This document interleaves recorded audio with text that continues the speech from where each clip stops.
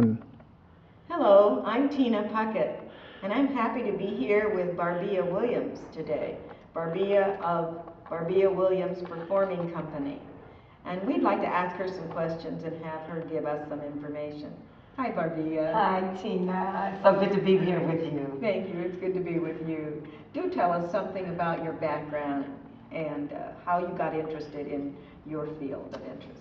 I really feel like my mother got us involved with dance as children. I think it was one of the things that she did with us as part of her just everyday activities with us as children, as what I call our stair-step children. We were like 1, 2, 3, 4, 5, right? Mm-hmm. And so she would put us in a line and she would have us dance the mambo and the cha-cha-cha and little merengue. So we were always dancing. And my mother was also very much an artist. She was a visual artist.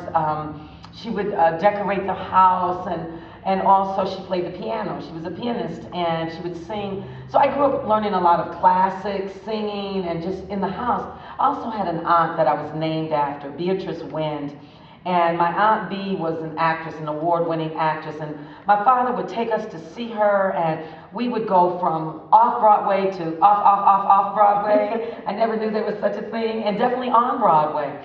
And so she was she was a big impression on us as young people because of, you know, the glitz, the glamour, and then the not so glamorous aspect of it, and the work ethics that she brought to us also, in terms of she was willing to work as an actress. She wanted to work. And whether it was, again, you know, where the red carpet was, or whether it was, you know, with a small audience, she was there. She was there, and she was there, and she was always true to her art form. She always said, and I still relay this to my students, I don't care if there's 5 people in the house.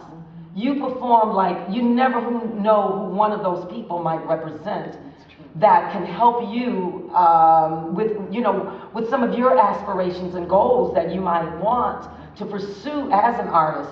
So, you know, if it's, you know, amongst hundreds, that's cool too. But, you know, she was just a very serious artist, and I just, you know, I had that impression from, I think the two of them were big impressions with me. I'm sure they must have been. It sounds Absolutely. like a wonderful household. Absolutely. Well, we worked, and then we had those family gatherings, you know, where my uncle, I never forget the songs that we would sing, and we always did like little performances and things like that with our family during those holiday times. So those were things that I remember. And from there, you then did some formal training for dance? I definitely did formal training, and actually I've studied ballet as a child. I mean, that was my first formal training of dance, and then and continued on with ballet, modern, jazz, tap.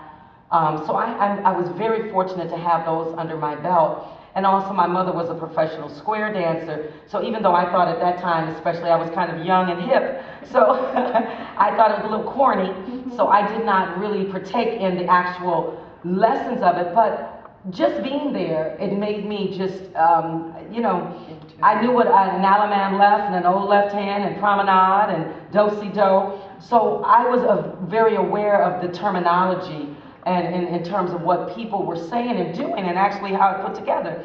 Even though, again, I really didn't partake in it. At times, when they needed an extra person, you know, like an 8th person to complete the set, I would, but I mean, it was not something I did.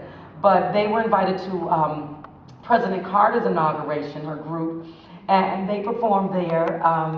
And so that was exciting to me, and I thought that was, you know, kind of made it more impressionable. Yeah. Especially at that age, because, you know, I was preteen, teen during that time. So, but and I continued on. It was interesting. Even in school, we did like kind of a takeoff of the Rowan Martin's Laugh-In. Yes. That Laugh-In from years ago. We did that. Friends of ours, we got together. I danced in high school. Took classes outside. A friend of mine who now owns the studio that her father owned at that time, Mayfair Academy in Chicago. I took classes there, you know, not consistent, but on and off, took classes there or workshops. My sister took classes there more consistently. But I just danced. We loved to dance. We had talent shows, block parties, so we had talent shows. We made up our own. So it was something that was ingrained in me, and it was something that I loved, and I knew I loved it. I was always that child at the party where people say, oh, get down, Barbea girl, go ahead. You know, so I mean, you have that encouragement, but I never really looked at it as a career, I think, until I actually went to school and as an accounting major. But I remember meeting and seeing Catherine Dunham's company. And I had seen a lot of dance around Chicago. I mean, you know, of course there was, you know, a lot of the old hoofers, Mary and Sadie Bruce, you know, as singers, dancers, modern dance, definitely ballet.